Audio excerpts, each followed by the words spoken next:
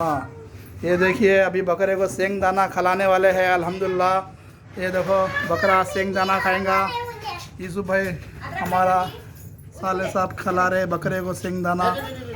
बच्चों लोग की खुशी अलग रहती है। कुर्बानी के टाइम पर घर में बकरा आ चुका है। आज देखो 15 तारीख 6वां महीना 2024 बरोज़े हफ्ते का दिन है। रात के 11 बजे का वीडियो है। घर में आज पहली रात है बकरों की।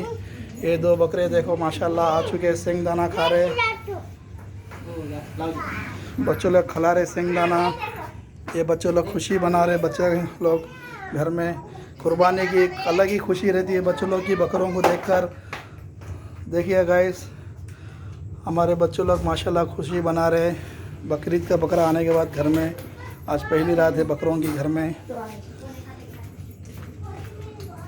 ये वाला देखो वाइट और ब्लैक कलर का बकरा और रेड कलर का बकरा ये है।